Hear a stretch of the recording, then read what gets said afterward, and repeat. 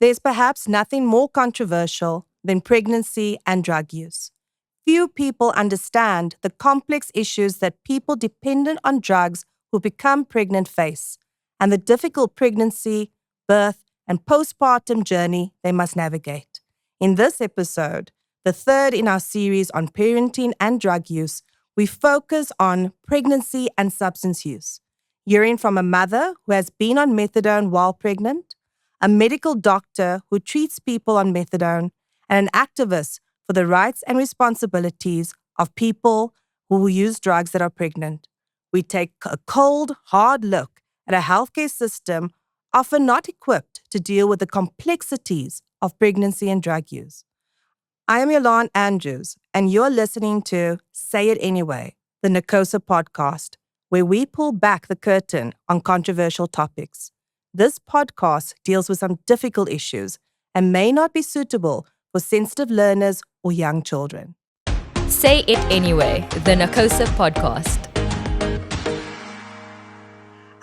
Thanks so much for my guests for joining. I think this is a really important conversation about pregnancy and drug use or substance use. And I really appreciate the time that you're taking to be involved in this conversation to raise awareness. So maybe we can go down and just introduce ourselves and also why this particular topic is so important in what you're doing. So, Moesfiqa? Hi, morning.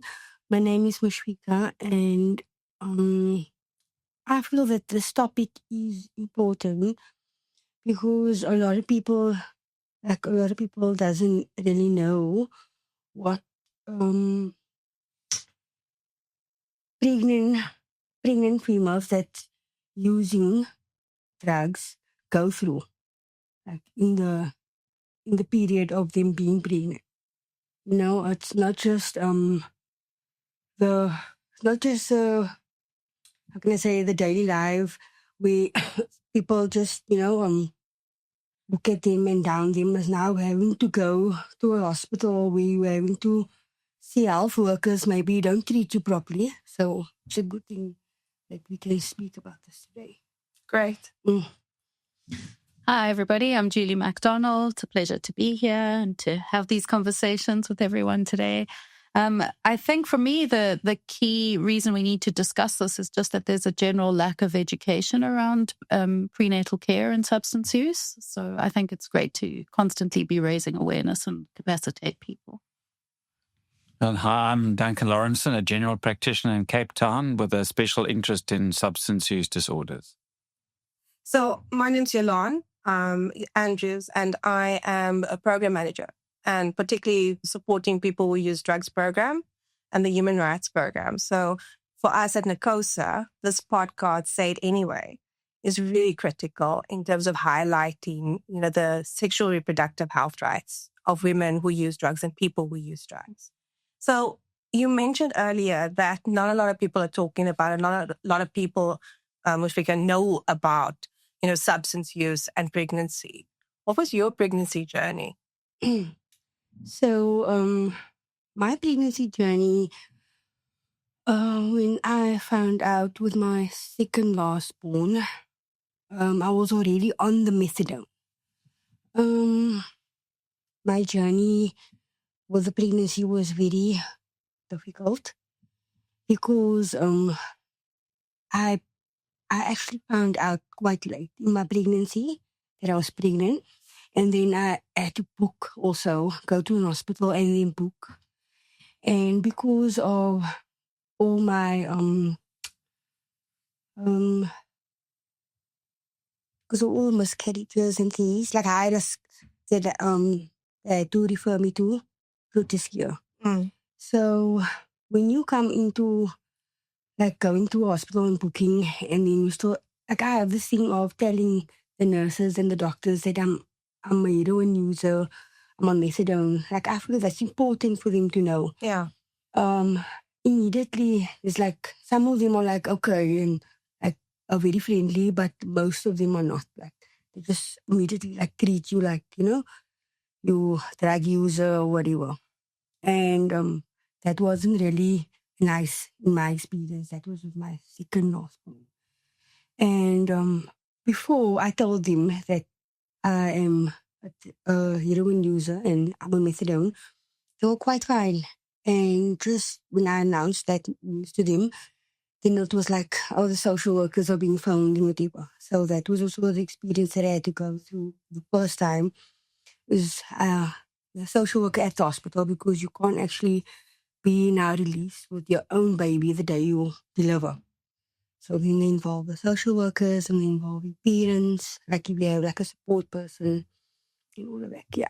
So it was quite difficult. So you were saying that the last pregnancy you were on methadone. Yeah, I was methadone. Like I was on methadone with the second last pregnancy. I was on methadone and I was still using in between. Okay. Yeah. I wasn't completely off from using. And yeah, with the last pregnancy, it was very easy. Like, I wasn't using, they didn't even have to contact a social worker again. It was just different. So Julie, that's exactly what you're saying, is that when you were using substances, your experiences during your pregnancy was different Then to when you were on methadone. only methadone, yes. Yeah. So Doc, I mean, we're talking about heroin usage now and we're talking about methadone, but are there any other particular treatment options for people who use drugs, particularly pregnant women that use drugs? Yeah, I mean, the good question. I mean, obviously we're talking about heroin, but there's obviously, certainly in South Africa, widespread use of crystal meth, cannabis and alcohol, and to a certain extent prescription drugs. But the withdrawal from alcohol and heroin are the two worst withdrawals, which is what sort of creates the problems during pregnancy. There was premature labor or miscarriages. And yeah, so obviously accessing treatment early is very important. But what are the options available? I mean, we're hearing from Moesfiqa that she had the option of methadone. Yeah. But what other options are there? You spoke about alcohol and for heroin use, but for those that are using other substances? Yeah, I mean, I think one of the difficulty that Moesfiqa has already spoken about is the stigma around substance use. And certainly a pregnant woman who has substance use probably faces even more stigma than other people. So I think it's important to try and access someone who's respecting and understanding of substance use. And, sometimes that does mean, maybe trying to find an NGO that has a special interest in something like that. Often at day clinics, people will sit in queues for hours and hours. And sometimes from whatever they're taking, they might go into withdrawal, which makes them leave the clinic. If you have a letter with you from, a professional that's interested and understands, it can save you a lot of time in getting through the queue and getting to, specialized care. So we've spoken about, that type of psychosocial support or, a support from an NGO, but I'm getting the feeling that there's not that many options in terms of treatment for someone that's pregnant, especially if you're not a heroin user. Yeah, I agree. I think they are limited in terms of crystal meth. I think the options are limited. Not many people will sort of require admission from a physical point of view of withdrawal from crystal meth, so they're sort of left to their own devices. Alcohol, if you're drinking a lot and you've had previous withdrawal symptoms, you would get admitted, but you probably have to have had quite severe withdrawal to get admitted just for that during pregnancy. I think heroin, there are facilities around the country that will assist. And I think every public health hospital has methadone in theory to assist with withdrawal. But often, the treatment of heroin depends. Certainly, injecting heroin users in pregnancies actually not just be treated for withdrawal, but to actually stay on the methadone as opiate substitution therapy. Okay. And that's a particular concern, especially for pregnant women and when they give birth. Yes. Is the availability of that methadone after the pregnancy. Yes, exactly. So what do they do then when there's no methadone available? Yeah, well, I mean, I don't know what the answer to that is. They're probably left. They probably are detoxed in hospitals and go home hoping that they won't relapse. But obviously a lot of them will relapse.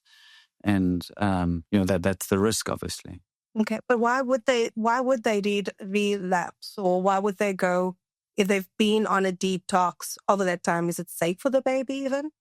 Well, no, detox is a risk. Eh? So any change in sort of metabolism for a mother, whether it's an infection or withdrawal syndrome, puts you at risk of, either premature labor or miscarriage or, or complications after birth. And so the bigger picture of studies in heroin dependence certainly show that a short kind of treatment really isn't of value, and sometimes it's potentially damaging because the expectations exceed the actual ability to make those changes. Okay. What were you given these options? What options were provided to you during your pregnancy? So, like for me, I'm a client at TBHRE.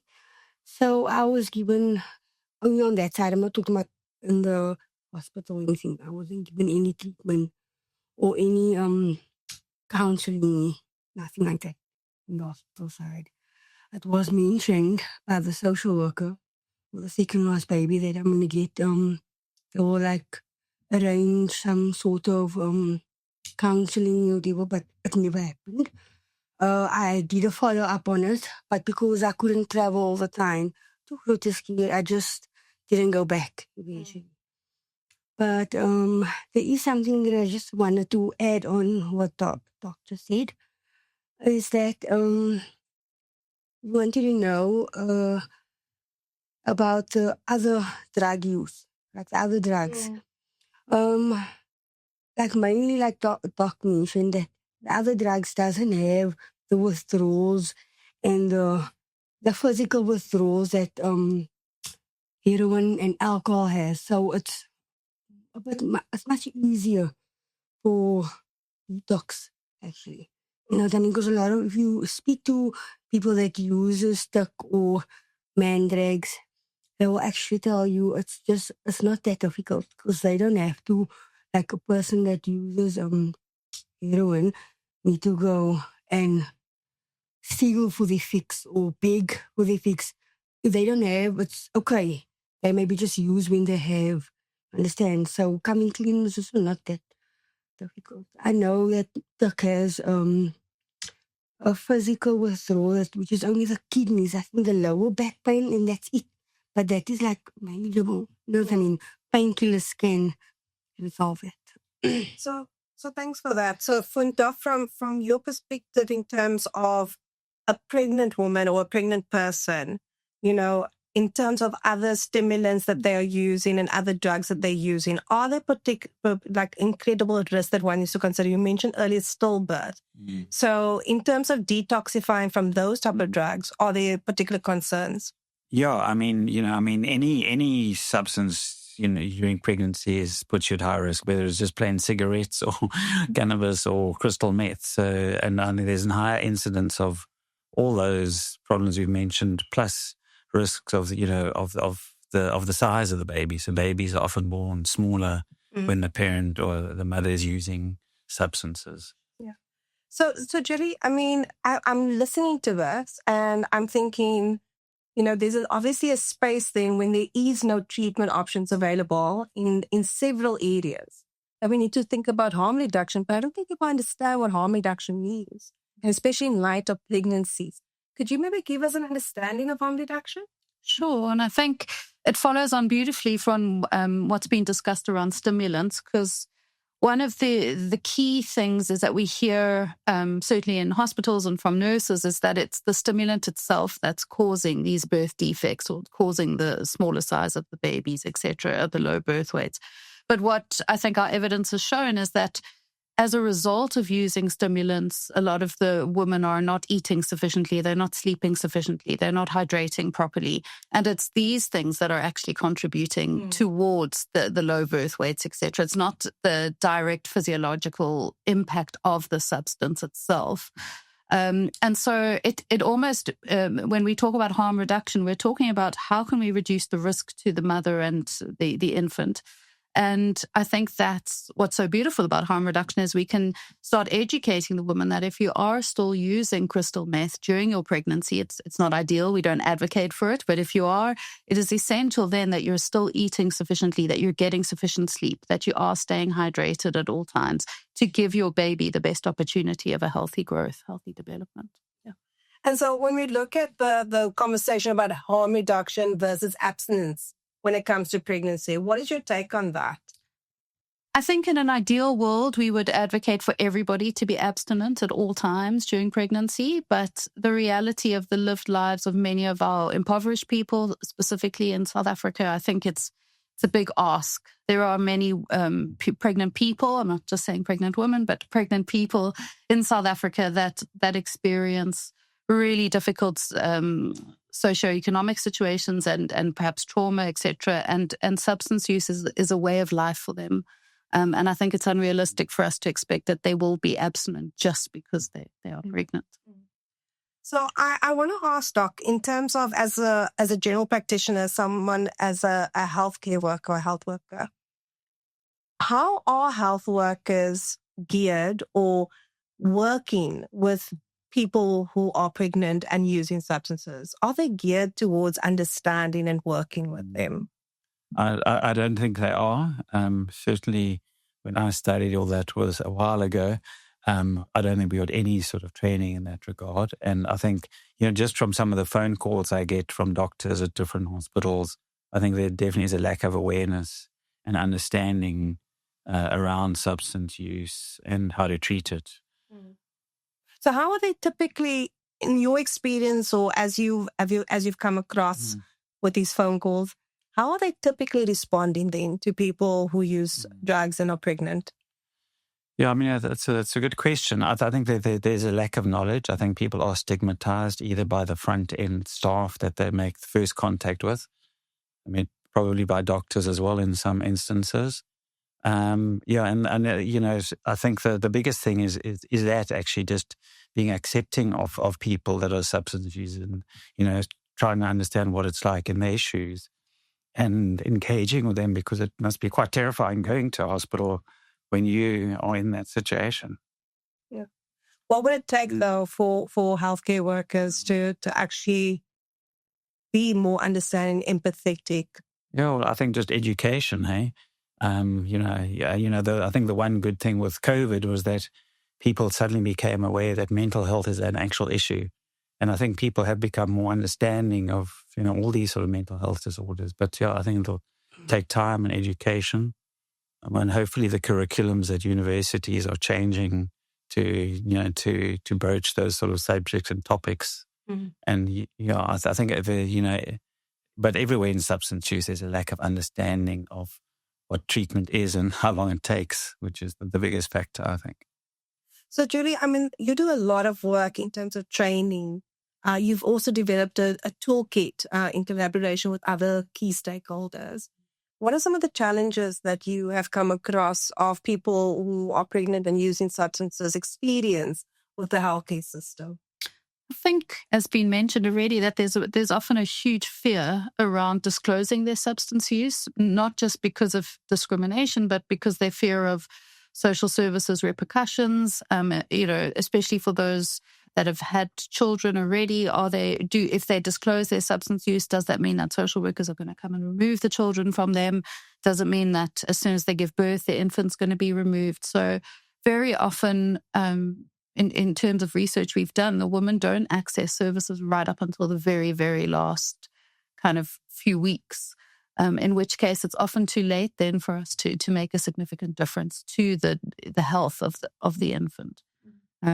And also just, there's a general, as Doc mentioned, there's a huge lack of knowledge and understanding of healthcare workers. And what we have seen is that once the healthcare workers are capacitated and educated around well-being, maternal well-being for people who use drugs, their whole attitude towards people changes. Once they know better, they can do better. So we've spoken about healthcare workers, and I think that some really great points have been made in terms of education sensitization. But I think it's a broader issue about how is our community supporting people who are pregnant and using substances? How are our families? So in your experience, really, with the women that you work with, you know, where's the support, or has there been barriers in terms of them accessing related to the communities and the families that they were living? I think there's significant barriers and definitely from family, being told they need to terminate their pregnancies, that they shouldn't be bringing a baby into that lifestyle. And this often further exacerbates the problem in that they often get kicked out the house, told that if you're going to if you're going to have a baby, if you're a young woman, particularly a young woman that are going to have babies and use drugs, you can go live on the street. You can't live in our house. We're not having that shame in our space. And that just further exacerbates the problem when you've got young women on the street who are pregnant using drugs. So it looks like it's calling for, you know, really like ensuring education and sensitization and just dialogues are happening from grassroots level, from communities, within communities and within families. And I think also at a municipal level, we need to be looking at alternate housing and shelters for mothers and children, not just focusing on women who use drugs, but in ensuring that there are safe places for women who use drugs and their children. Talk a little bit about that with me. Explain to me, why is that such an issue? I mean, one would assume that, you know, we had these places already.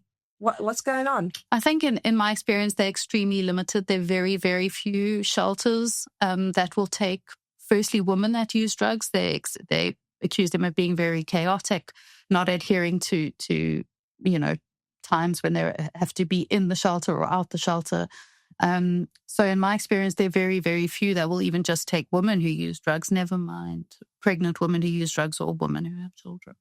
So, Moesfiqa, we spoke earlier about your pregnancy journey, and you mentioned that you had been pregnant and were still using, and you had been pregnant and on methadone. What has your experiences been of the healthcare system? How have they treated you during those times? You said the last pregnancy looked really good, but, you know, and also talk a little bit about your family and community support that you were able to access or not access. Okay, so I just want to add on to what Julie said now about the shelters and for pregnant women or just mother and kids.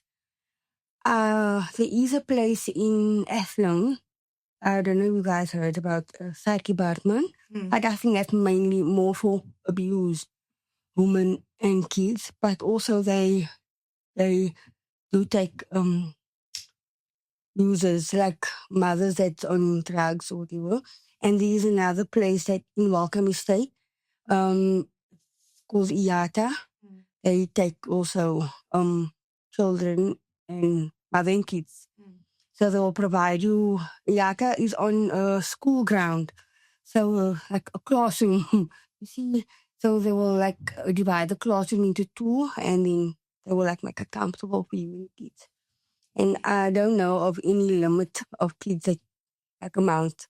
I know that you can take all your kids with you there, and you can actually rehabilitate. There is a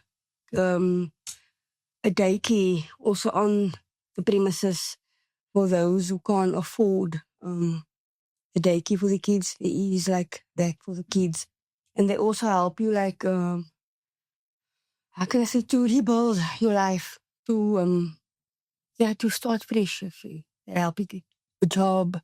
There's certain courses that they do for you. So yeah, I think there is a lot of places that we don't know about, but I just know about two of those. The two of places that I know because I actually did inquire this. I think that's a really good point, that maybe we just don't know. So that's maybe the gap. We don't know. People are not talking about these places. These resources are not being shared. So I think that's really critical. But if we come back to what you were saying about these places, and you mentioned rehabilitation, I think, Julie, that's always, you know, almost a given to, in some places, to get a place there, to be allowed to be there, you have to be, you know, under rehabilitation or abstinence. But the reality is that there are people who are not necessarily going to stop using, and they don't have a safe place for them during their pregnancy or after their pregnancy. Absolutely. And also just the mental health challenges beyond, you know, we know that substance use is very often a response to mental health challenges, undiagnosed and untreated. And a lot of shelters will expect that the person attends treatment or rehabilitation programs for the substance use, but not really focusing on the underlying pre-existing mental health conditions. So we were talking earlier about experiences of the healthcare system. So Moesfiqa, just checking in with you, during your pregnancies while on substances and your pregnancies while on methadone, what was your experiences of the nurses and the doctors at the maternal clinics? Okay, with my second last born, it was more challenging. Like I almost didn't even want to go to my appointments because I can just, I could feel that resistance, especially when they had to maybe withdraw blood. And because I have track marks on my arms, it's always like an issue of comment here and a comment, and maybe they speak in their own language, but you can sense that they are talking about you. It's all, for me, that was just very uncomfortable to be in surroundings like that. I didn't like it. And also, when it came to the doctors, some of them, that's why I actually, when my second was born, there was a doctor there that I actually requested, like, for a specific doctor, can I see that doctor? And I was asked, why do I want to see that doctor and whatever. And they actually eventually split, they didn't want that doctor to see me, because I felt that doctor was more caring, more open-minded, wasn't just judgmental and whatever. But then when they saw probably the relationship that I've built with the doctor, that was cut. I couldn't even have contact, nothing. Because if I do request to see that doctor, no, she's not here. She's in theater, whatever. I'm really sorry to hear that. It sounds like there was just no respect for your rights. And I think, Julie, this is probably something and that comes up a lot, is that people don't understand, or not educated about their rights, so they can't bring that out and enforce it. Yeah, I think that's a big, you have the right to see the doctor of your choice, and it's a human rights violation to deny you that option of seeing the medical professional that you would like to. So Doc, just when we're talking about, these human rights and stuff, who's overseeing that, our healthcare workers are supportive and adhering to these rights, and they're educating patients on these rights? Sure. Probably the Minister of Health. I don't know if that gets anyone. But yeah, the Health Professionals Council, obviously you have a right to complain. Obviously it's difficult if you're already feeling stigmatized. Complaining is much more of a difficult process than, but I think the one alternative is, and we see it with some medical conditions, a lot of our intravenous drug users have HIV and hepatitis, and we have a direct relationship with specialists at an academic hospital.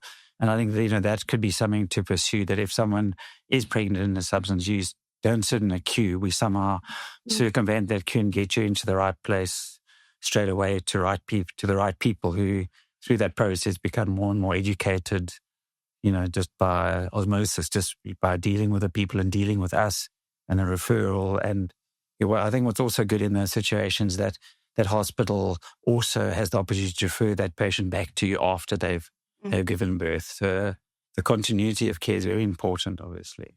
Yeah. So, there's two things I'm hearing. It's like, get the assessment right from the beginning of the person who is pregnant and using substances. So the course of treatment they need to go through and where they need to be referred. And the second thing I'm hearing from is really education. Education of healthcare workers, education of patients about their rights. So, people that are not necessarily educated about their rights may not know, the steps that they need to take in terms of antenatal care. So, what was your experiences, Moesfiqa? When did you access antenatal care? You mentioned the last pregnancy or the second last pregnancy, it was quite late. Yes. So I just want to add on to what Doc said now about, if I look at the drop-in center when I in Cape Town, when I'm working there and there comes patient, our clients is coming and they maybe have an abscess or something, or they're pregnant. But then I'm like, okay, why don't you go and book? And they don't want to go. They're scared of going. No, can one of you guys go? They're always asking, can you guys go with us? Just to they're always asking the manager, oh no, can you not give a letter? Dr. Johansson can vouch for that. I used to ask him, can you just type me a letter out so my things can be processed quicker? It's always, no, why must we always go through that channels to be seen or to be heard, which is very, very unfair and wrong. Understand? So it is very important that we do the education with for healthcare workers, because it's something that is going on for a very long time. Even if you're sitting at the hospital normally, you're sitting there, they can help you, but they just don't want to help you. You know what I mean? You can see that they are doing nothing. You understand? So, yeah. So, I mean, Doc, antenatal care and people's access to it, it was affected by stigma. When should they be accessing it? Why is it important to be accessing it, Well, the sooner the better, certainly within the first trimester, at least, before the booking, because, we also need to screen people for other conditions, like anemia is very common, especially on eating, low iron, and, obviously infectious diseases like HIV and hepatitis. And the sooner we, can see whether a patient has that condition or not, the sooner we can start treatment and the better the outcomes.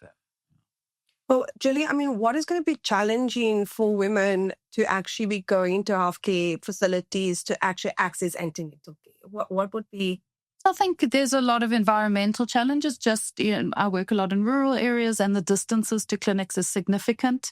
When the weather is bad in winter and you're 6 months pregnant, you're not going to walk 3 kilometers in the rain to get to, or in the freezing cold to get to your clinics. So, in addition to just stigma and discrimination, there are also a lot of very geographical and environmental barriers that prevent women from accessing antenatal care early. But I think that there are some solutions that could be discussed further down the line with Department of Health. And one thing I really wanted to mention is in Ireland, they have what's called a drug liaison midwife who acts as a go-between their kind of harm reduction centers or their treatment facilities and the hospital.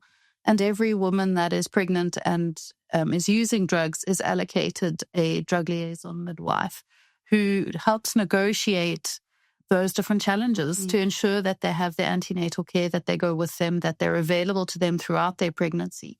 And I really think that is something we could fairly easily implement in South Africa. There are a lot of people needing jobs. There are a lot of nurses.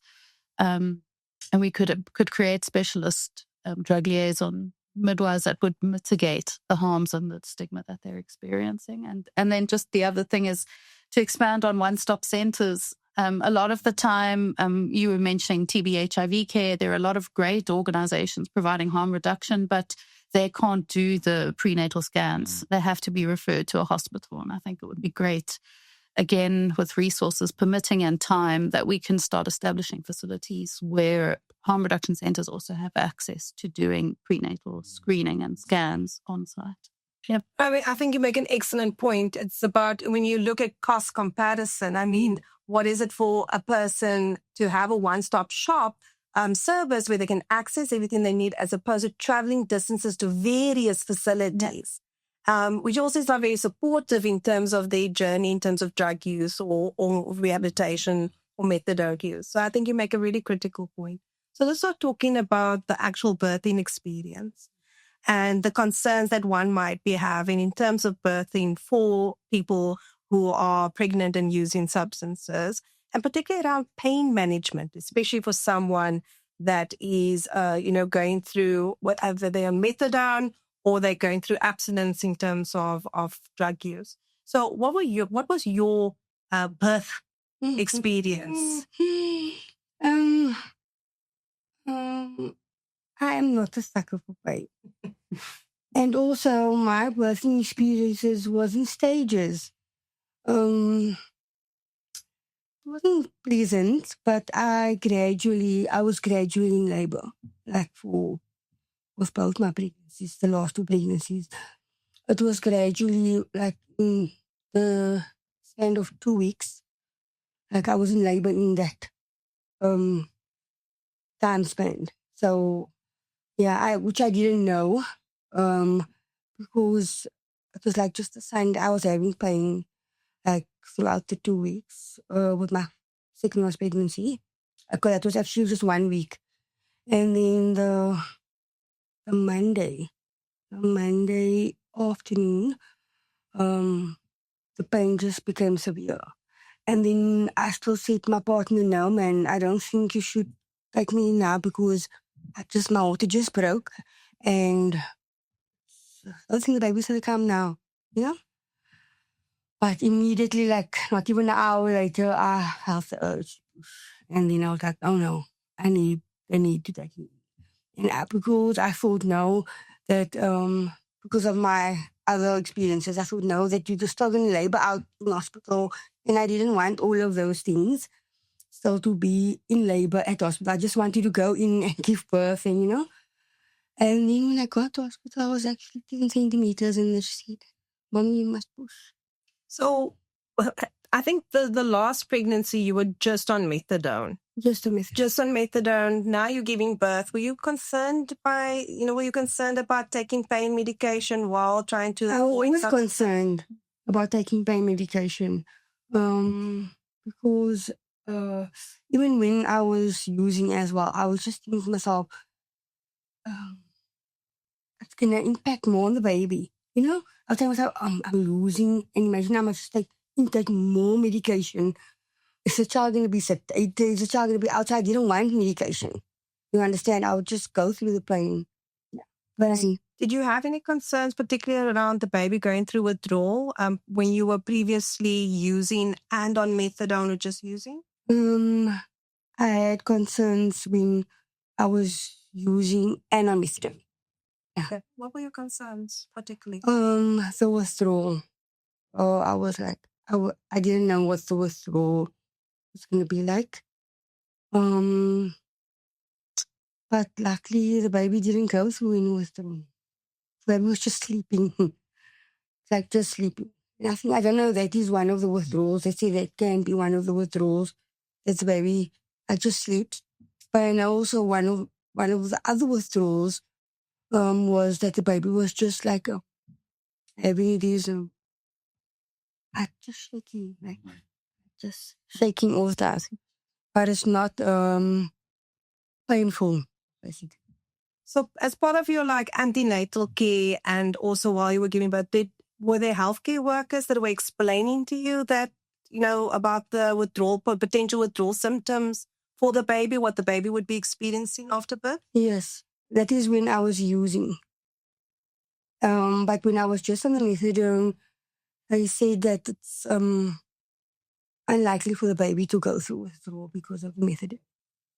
So Doc, if we're talking about, the medical considerations, are there any other particular medical considerations one must take about pain management for people who use drugs that are giving birth? Yeah. Well, obviously, if you have pain, you need and you can have analgesics or painkillers. It's a bit easier on methadone than on some of the other medications like buprenorphine because methadone is more similar to heroin and the painkillers than Suboxone, which is the alternative. So yes, you can have it. The good thing is that all these sort of deliveries should be happening in a specialized center where there is good nursing care, an obstetrician and a pediatrician. So the support is there, and certainly they can have analgesia or painkillers during that period. And the doctors and nurses will be monitoring the baby all the time on a scale of severity of withdrawal. But Doc, we always have this consideration about people should be abstinent because you have to consider what it would do to the baby. But could you kind of just give us a bit more of an insight about what the risks are to the baby if one is going through abstinence, afterwards, or if, you're on methadone, or if you're in other type of treatment, what are the considerations for the baby? Yeah, well, I mean, with withdrawal is the problem. So if we can prevent withdrawal by putting someone on a long-acting medication, which is kind of equivalent to heroin, the difficulty is heroin only lasts for 6 hours, and then people start going to withdrawal, and it's that physical and metabolic change that causes, miscarriages and fast heartbeats, and both the heroin and methadone will get from the mother into the baby. And the baby can then experience withdrawal similar to the mother. But fortunately, methadone is long-acting. So often, if there is going to be withdrawal, it actually only happens a couple of days after the delivery, which makes it, a much easier experience. And you can give painkillers to the mother. And the painkillers that the doctors are going to be giving are going to be short-acting anyway. So they would wear off and not be a problem later. Okay. So let's talk about postnatal care. Did you access, Moesfiqa, postnatal care after giving birth? No, I didn't practice treatment. But I had a difficult time with my second last born. Just because I think it was just like on my conscience all the time that I knew that there was a social worker involved. Yeah. And I had to be in that position where everything had to be perfect. I couldn't have the baby, crying. So it was a lot for me. It was a lot for me. I felt like sometimes, oh my word, like just bursting out in tears, just leaving. There was a time that I just left the baby by my mom and said, no, I just need to take a walk, need to breathe, because it was just too much for me at that time. And did you have any support or places you could go to get that? No, I had my mom, my parents at that time, but mostly my mother. She's always been a supportive person. Yeah. So just emphasizing again that family support. But Julie, I mean, if we're talking postnatal care, especially for people who use drugs, what are we looking at in terms of people accessing it? What is challenging them again? I think would probably be similar to the antenatal care, but now you have this giving birth, and as you describe, Moesfiqa, some of the feelings that you have around that. I think it's significantly more challenging once the baby is actually born, because then there is, as you mentioned now, the added responsibility, and if there's a social worker, they will be strictly adhering your Road to Health booklet. They're going to want to know, have you been really adherent with vaccinations? With how is your child's growth scale? Are they meeting developmental milestones? So the pressure on the mothers at that point is significantly harder, and there's the high risk of postnatal depression. And then obviously there's also the risk, if the mother has reduced her drug use during pregnancy or stopped using drugs, that there's the risk of her starting again. If it's heroin, the risk of overdose. So for me, the kind of first 3 months after pregnancy are very much a high risk period, certainly in terms of drug use. And being a very, very difficult time for new mothers, especially for their first. So, Doc, would you agree with that? Is there any particular medical considerations that we need to keep in mind, especially for people who use drugs that have given birth? Yeah, I think Julie has mentioned them here. The physical things like anemia, and obviously, postnatal depression is a significant syndrome and diagnosis. In that period, a lot of patients, especially casual workers, that might not have employment that they've had prior to having the baby. So there are a lot of factors, to consider, both physical and mental and social. And I think the advantage of being in a program, before you go into hospital, can make a difference, that you've got somewhere both for yourself to go back to and get support. And, often doctors and healthcare workers actually don't know what to do. They have a patient, they just had a baby, you just go home. And if they know there's a resource, it makes a big difference, I think. Yeah. So let's talk about breastfeeding. So we've spoken about the pregnancy, we've spoken about the birth, but let's talk about pregnancy specific or breastfeeding specifically. Is there any particular concerns, Julie, that you have around, breastfeeding in general, specifically with people who use drugs? I think more recent or previously breastfeeding was a hard no, but I think more recently there's more and more evidence that's showing us that it's much better for the baby, for the mother to continue to actually breast or chest feeding, and very much so that it creates a good sense of bonding. It helps with withdrawals as well. There's good evidence now to show that that's kind of the gold mark standard and how we should manage it. But, for instance, if you have someone who's drinking heavily, we wouldn't advise, we would say you would look at the half-life of the alcohol in the system and then say, right, the mother needs to pump and dump her milk for, when I say pump and dump, it's not actually feeding the baby that milk. Pump and dump the milk that has the alcohol, and until such sufficient time has passed when she can feed again. We also encourage with stimulant use up to 24 to 48 hours that they pump before they use, and then so that they have sufficient milk available, and then not feed during the 24 to 48 hour period and then start feeding again. So but kind of gold mark standard is that breast is best and chest feeding is better for the baby. They're not, because it also gets nutrients and not antibodies, but kind of the mother's built up immunity passes through to the child in breast milk, which you wouldn't get in formula.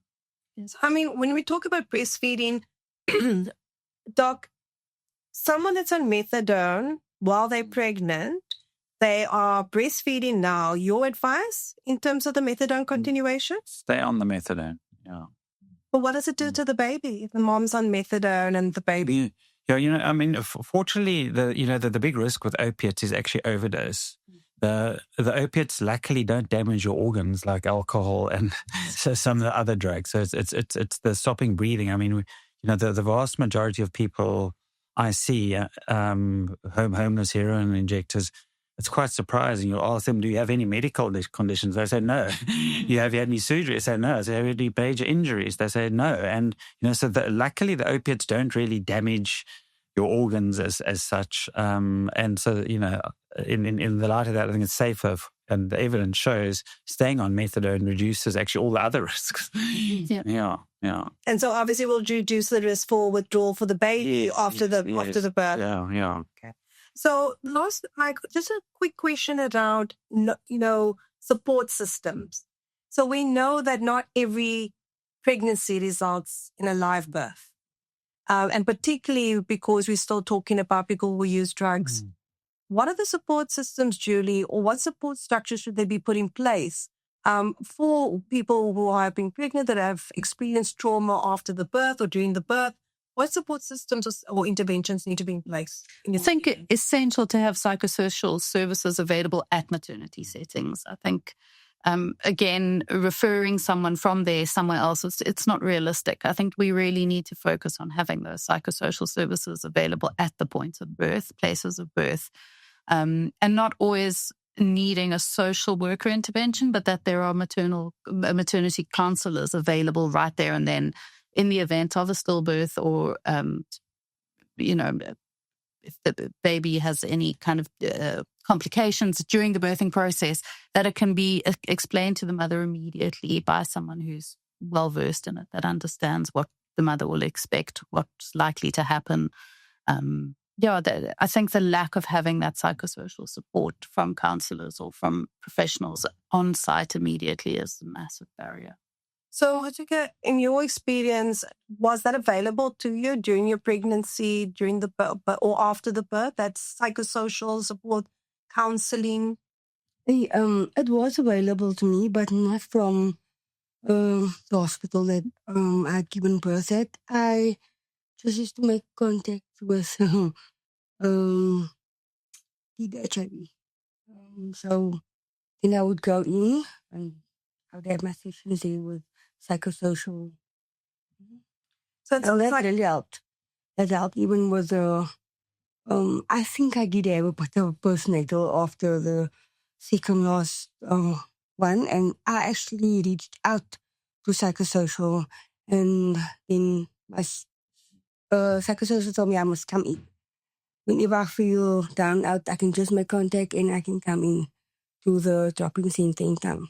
And that is what I did, and it helped me. So it sounds like, community-based organizations have been playing a critical role in, providing services that are lacking. But the reality is, from what Julie's saying and Doc is saying, is that you really are looking at one-stop shops so that the services are based right there when needed.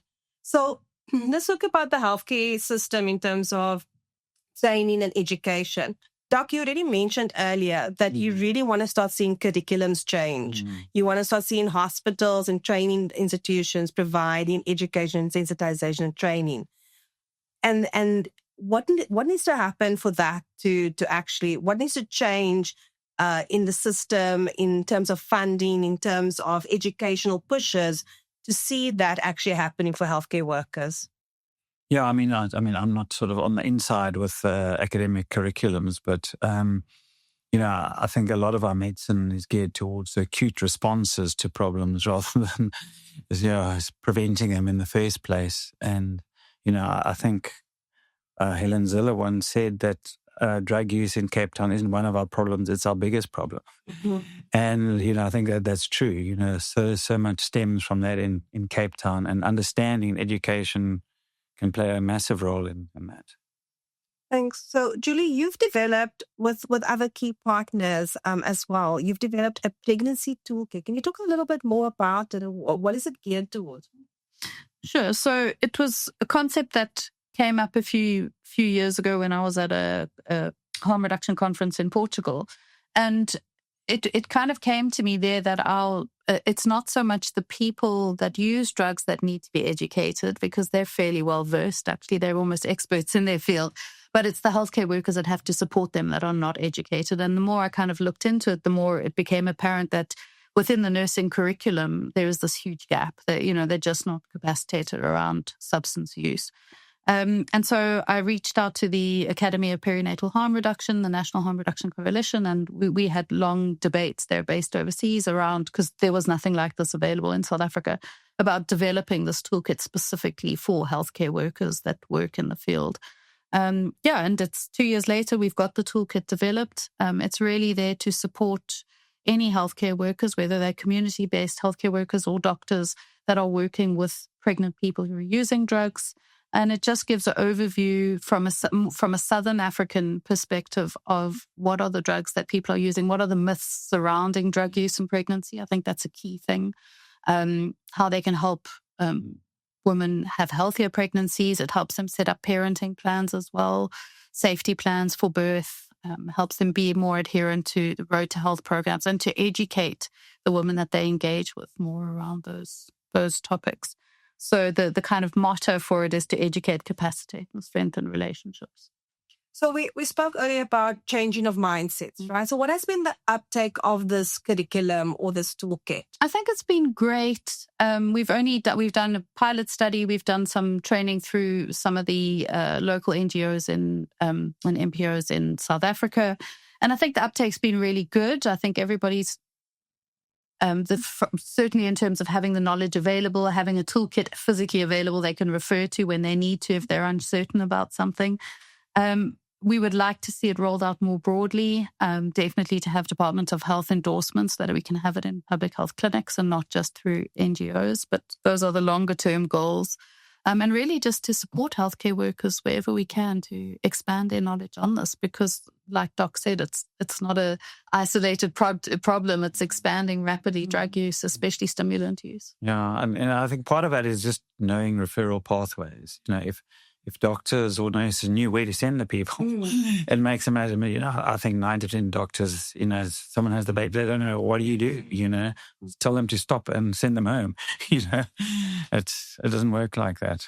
So I think, Doc, you're making a really good point. How do we access this, Julie? How do we access this toolkit and the training? Because the toolkit is one thing, but there's obviously training, there's sensitization. So we want to access it. Welcome to reach out to me via email. So it's julie@sanput.org. You're welcome to send me an email. I can forward a hard copy or the e-version of it. It's also available on our Sandput website. It's free to download. But yeah, the training is key, and we're constantly looking at, we'll be doing training in Pretoria later in September. And we've done training in Durban. We've done some training in Cape Town as well. But we're constantly looking to expand the training on the toolkit so we can reach more facilities and more people. Yeah. So what do we need to do to support this being rolled out in healthcare facilities? As always, it boils down to resources, to have this training available, to make nurses available to attend the training. But really, it's not the actual training process, just to share the knowledge around the toolkit, that it is available. Those that aren't able to join training, if you can still download it and read through it, it's a very straightforward, fairly simple toolkit to utilize. So it doesn't require a high academic level understanding. And it also just requires an openness. Yes, an openness to learn and to be willing to look at substance use and pregnancy through different eyes. So, Moesfiqa, if you could say one thing in light of the openness and the willingness and stuff, if you could say one thing to a healthcare worker, what could they do to make things better for people like you that have gone through your journey? I would say to them, they need to be more open-minded and more willing to take information that we they must maybe do, like you said, they need more education on the drug use and whatever. So they must be open-minded and willing to intake the information. And also they must there must be more heartwarming. There must be more, because some of them just look like their faces alone just tell you, chases your way. That's it. So there must be more loving. They must love what they do.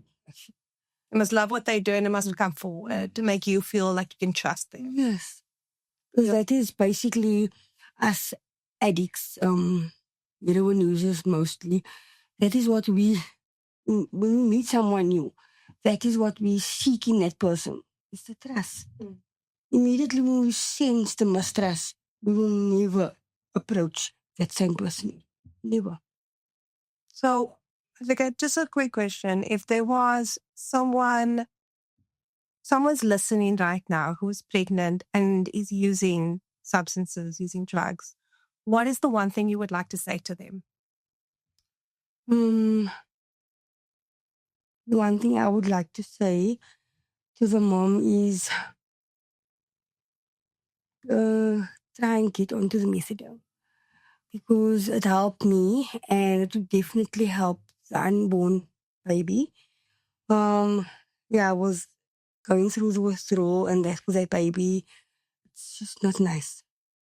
Even though, like I mentioned, my baby didn't go through the actual withdrawal of the crying and all that, but I've seen babies in that NICU for that few days that went through terrible withdrawals, like the screaming, terrible, the diarrhea, the vomiting, like the withdrawal that we go through as big people, the pain and all that, the baby goes through it.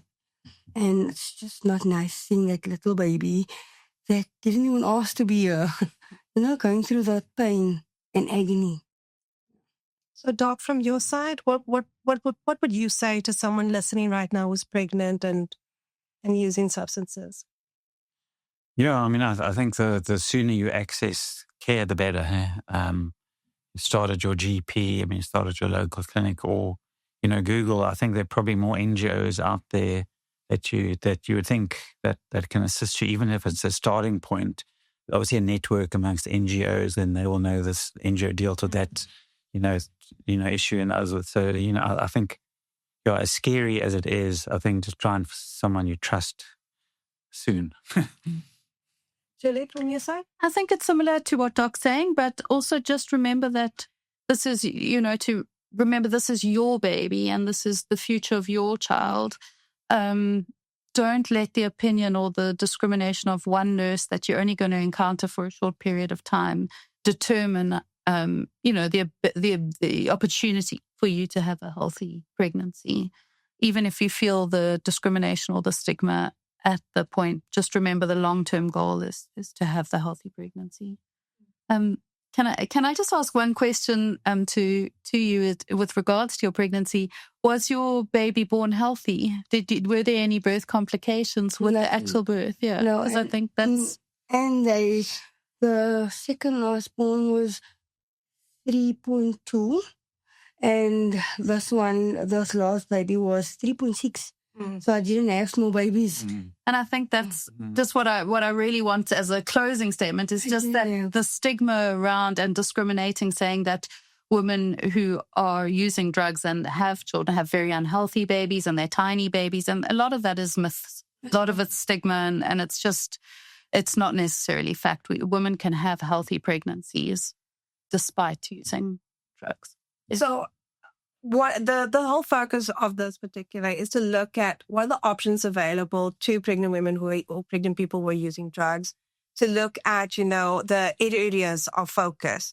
But for you specifically, this is a say it anyway. That's our podcast. Say it anyway. Julie, say it anyway. What is your say it anyway?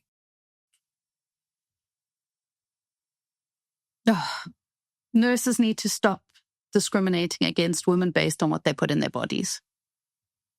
Doc, you'll say it anyway? The same, just respect. Hey, you don't know what's happening in that other person's life. This is for the mothers. Just be brave and strong for that little unborn, and don't let anything put you down. Thank you so much, Moesfiqa, Julie, and Duncan, Dr. Duncan. Thank you so much for being part of this and for being, as you said, brave enough to raise awareness and to say it anyway when others do not want to say it at all. So thank you.